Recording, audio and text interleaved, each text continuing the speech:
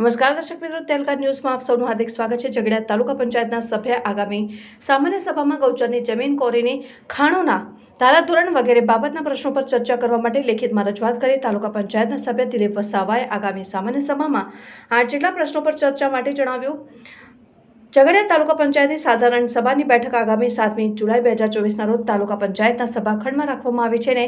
આ સાધારણ સભામાં ઝઘડિયા તાલુકા પંચાયતના સભ્યો દિલીપ વસાવા એ લેખિતમાં 8 પ્રશ્નો આપીને તેને આગામી સાધારણ સભા બેઠકમાં ચર્ચા કરી પ્રશ્નોત્તરી કરવા અને તેને લેખિતમાં જવાબ આપવા બાબતે રજૂઆત કરી છે। અને ચર્ચા માટે 15મા નાણાં પંચના અનુદાનમાંથી તાલુકા પંચાયત માટે 20% રકમ અને જિલ્લા પંચાયત માટે 10% રકમ આપવામાં આવે છે। તે કયા કારણથી કાપવામાં આવે છે, તે ક્યાં વપરાય છે અને ઝઘડિયા તાલુકાના ગામોમાં ગૌચરની જમીન પણ કેટલું દબાણ છે અને હાલ ગૌચરની જમીનની શું સ્થિતિ છે।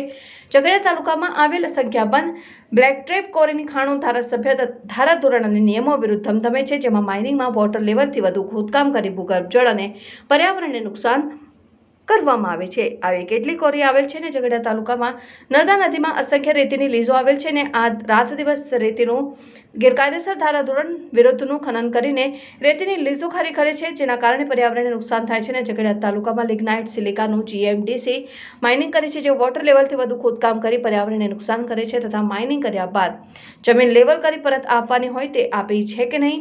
ઝઘડિયા તાલુકામાં આવેલ સિલિકા પ્લાન્ટોને ધારાધોરણ મુજબની પૂર્ણ મંજૂરી લીધેલ છે કે નહીં। ઝઘડિયા તાલુકામાં આવેલ GIDCમાં ઉદ્યોગોએ CSR ફંડ તાલુકામાં વિકાસના કામો માટે આપવાના હોય છે અને આ CSR ફંડ કયા વિસ્તારમાં અને કેટલું ફંડ આપેલ છે। અને ઝઘડિયા તાલુકા પંચાયતની વિવિધ ગ્રાન્ટો જેવી કે નાણાં પંચ, ગુજરાત પેટર્ન એટીવીટી આયોજન મંડળ, તાલુકા પંચાયત સ્વભંડોળ, રેતી royalty, DMF fund, Bakshi Panch grant, ધારાસભ્યની grant, સાંસદ સભ્યની ગ્રાન્ટ, CSR ફંડમાંથી ઘણી ગ્રામ પંચાયતોને વિકાસના કામો માટે આપવામાં નથી। તેનું કારણ શું આ માણસો નથી રહેતા તેની માહિતી આપવા બાબતે લેખિતમાં ઝઘડિયા તાલુકા પંચાયતમાં રજૂઆત કરી છે અને આગામી તારીખ 8મી જુલાઈ 2024ના રોજ યોજાનાર સામાન્ય સભામાં પ્રશ્નોને ચર્ચામાં લઈ તેનો જવાબ માંગ્યો હતો।